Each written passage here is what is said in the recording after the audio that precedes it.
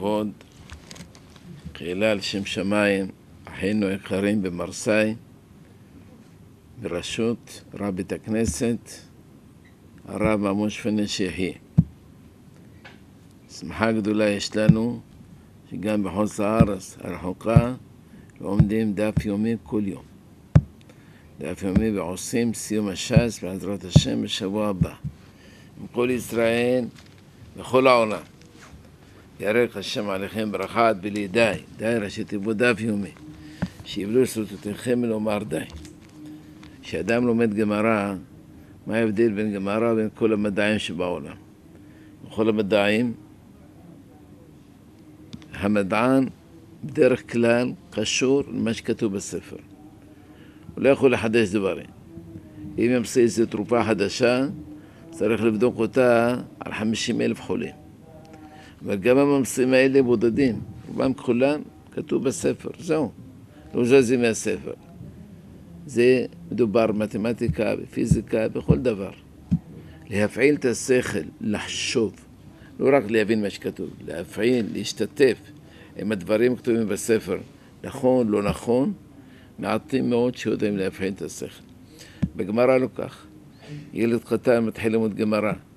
גיל 9 וגיל 10 צריך להפעיל שכלו יחד עם הגמרא.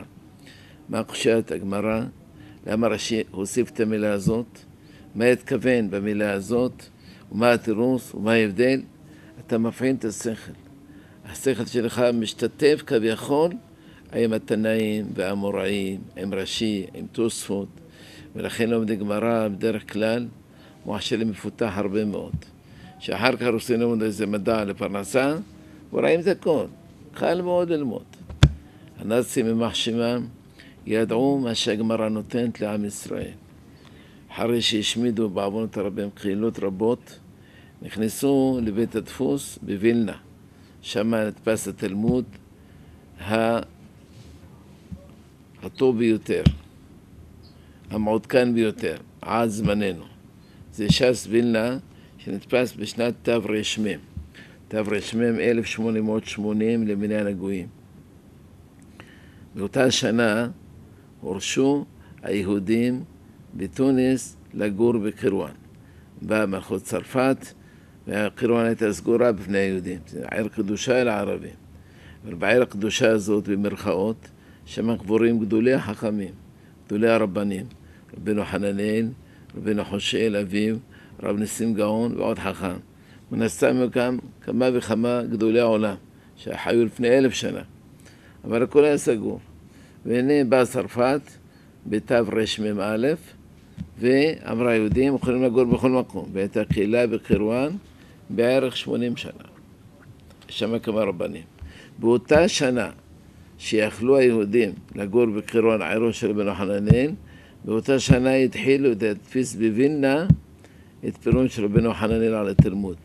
לא שרד כולו, שרחץ.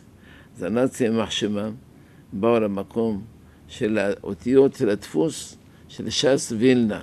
יש שם אותיות דפוס, אותיות עופרת. התנפלו על האותיות האלה בשסף כסף, בזעם, בכעס, שברו אותם, שרפו אותם. מה יש לכם עם עופרת? מה יש לכם עם עופרת? פשים שכמותם. אמרו כאן סוד נצח ישראל. עם ישראל קיים בזכות התורה. הגויים ידעו את זה. שום דבר לא יכול להיות תחליף לתורה. שום דבר לא יכול להיות תחליף לגמרא. כל השירים של ביאליק, של חומסקי וחבריהם וחבריהם. כל המדינה שיש לנו אינה יכולה לעמוד בלי כוח של אמונה. אמונה, ביטחון, גמרא. ראשי תיבות א', ב', ג'. אם אתה מאמין בקדוש ברוך הוא, ואתה בוטח בו, ואתה לומד תורה כל יום, אתה חזק ברוח. אם אתה חס וחלילה מתרחק מזה, אומר, אני לא צריך את זה. יש שר הביטחון, יש שר הפתחין, כל דברים בטלים. כל דברים בטלים. רואים היום, כאשר חלק גדול לא לומדים, מפחדים מכל עלי נדף. היום מחריבים לנו בעוונות, במקום בית המקדש. מי שיכול לבטל את הדבר הזה שיקום. הוואקף מחריב שמה. כל זכר, כל שריד לבית המקדש, הראשון והשני, הופכים למזבלה. למה? שאחר כך הכחישו את הכל. לא היה אף פעם מקדש של יהודים במקום הזה. ואנחנו יודעים שכן היה, ואנחנו יודעים שלא זזה השכינה מהכותל המערבי, ואנחנו יודעים כשאומרים בתיקון חסות או באיכה, בתשעה באב, על הרסים ששמים שועלים הליכו בו. דרך אגב, שועלים אותיות וישמעאל, וישמעאל הליכו בו. אתה אדוני לעולם תשב, כיסאך לדור ודור. אתה יושב על המקום הזה, לא זזה השכינה מהכותל המערבי, אבל אנחנו מקווים בעזרת השם שכמה שנוסיף חיל ולימוד התורה, מעשים טובים, מעשי חסד, מעשי צדקה, כל אחד יעזור לחברו, כל אחד יפרגן לחברו, כל אחד יתמוך בחברו, נראה אחר כך ניסים ונפלאות. והמשיח לא יתעכב יותר, מספיק מה שיתעכב כמעט 2000 שנה, נזכה לגאולה שלמה מהרה בימינו, אמן. חזקו ואמצו תאריך ימים ושנים טובות.